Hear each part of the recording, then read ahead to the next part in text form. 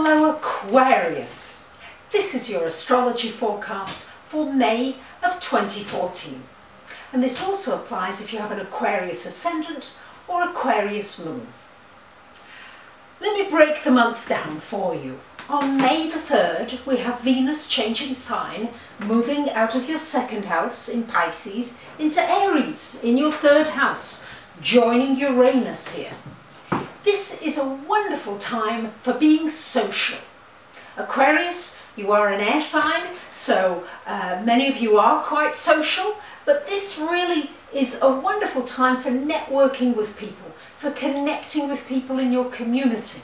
It's also a great time for doing a course, for learning something. And you could get into a romance or some kind of a sudden, really strong attraction with somebody on a course in a learning environment. Could be your teacher, or you might be the teacher, or could be with another student in the class, but certainly the potential for a romance in somewhere where you're learning something new.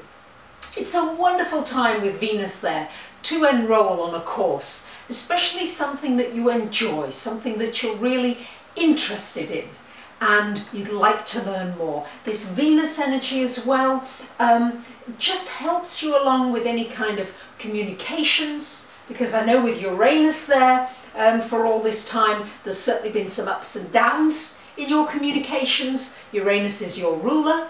But Uranus and Venus coming together, and they come exactly together on the 15th and 16th of the month, and that only happens once a year do they actually come together at that point.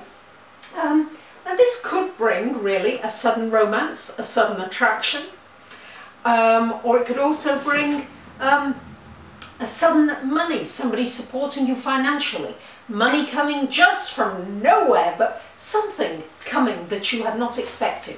Or you may find some money that you didn't know you had. You may just think, oh, I never knew that was there. It's been there for years. That kind of an unexpected surprise could happen. On the 8th of the month, we've got Mercury changing sign, and Mercury going into your 5th house of romance, of self-employment, of creativity. Mercury going there from the 8th, and it's in Gemini. This is a wonderful time for really, for those of you who are single, for thinking about what you want in a relationship, really writing it down, really getting clear about that, what that is, and really communicating it out there. It's a wonderful time for those of you in the entertainment business, for sharing what it is that you do, whether it's music or art or sculpting or gardening or cooking, whatever it is. Great time to share it, to write about it, to get it on the internet, pictures, blogs. This is a wonderful aspect helping you. When Mercury is in Gemini, it's in its ruler, so it's happy there. Communications are easier, they're smoother. Of course, there'll be a lot going on. Things will be very busy. You will find that the pace of your life speeds up after May the 8th, and certainly towards the end of the month, which I will be explaining very shortly. Now, on May 10th and 11th, we have an exact opposition between Venus and Mars here. Exact. This could spark off a sudden interest in a new subject area that you never considered before.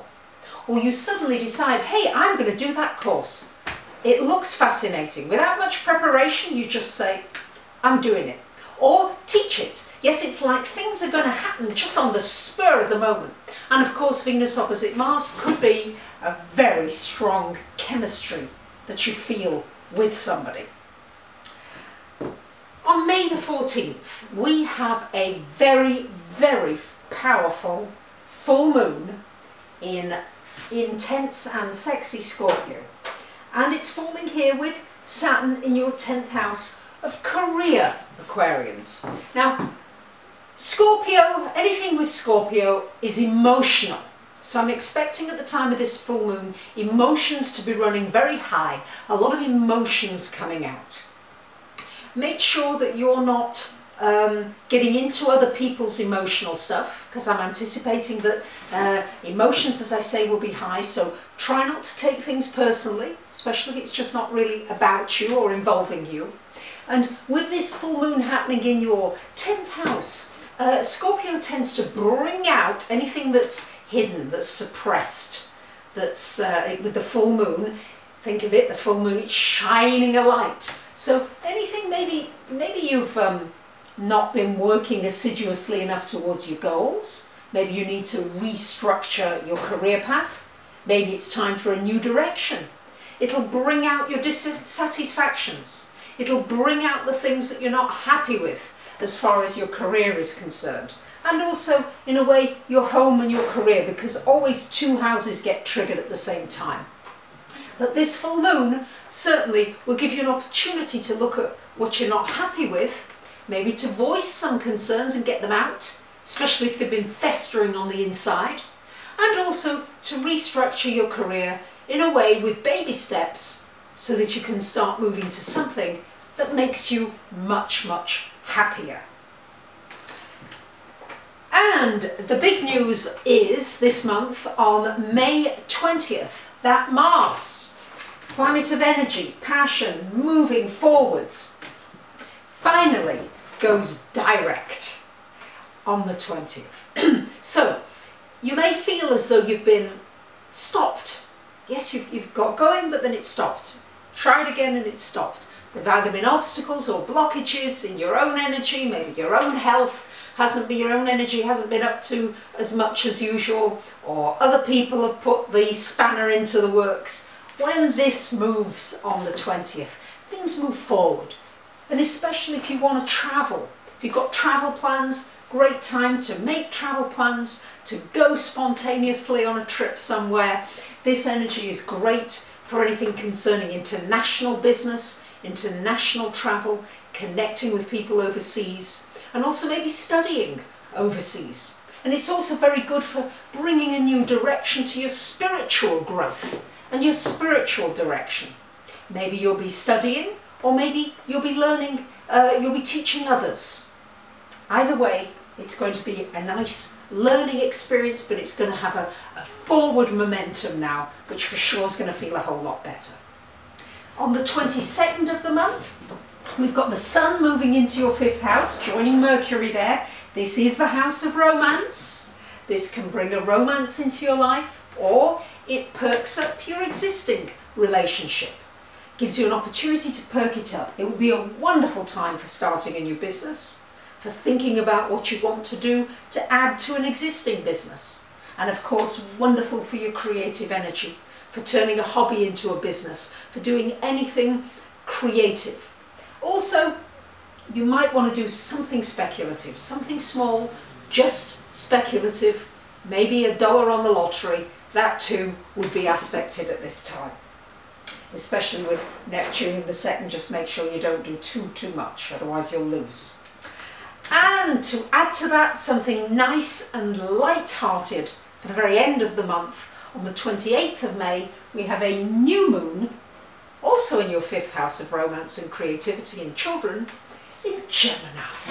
And this brings some lightness around us, some joy, some playfulness. It's time to play games, to be funny, to see the funny side of life, and wonderful for new beginnings, connected with creativity. Maybe there's something you've always wanted to do, learn a musical instrument, paint. Oh, get it out, do it. It's also good for new beginnings with children, for young people, but it's also good for new beginnings for bringing the child out within you, having fun. So make sure, yes, we get the drudge out in the middle of the month, but then the end of the month, it's time for fun and lightheartedness and curiosity and new beginnings. So there you have it, Aquarius. I wish you a great month. Thank you for liking, subscribing, sharing.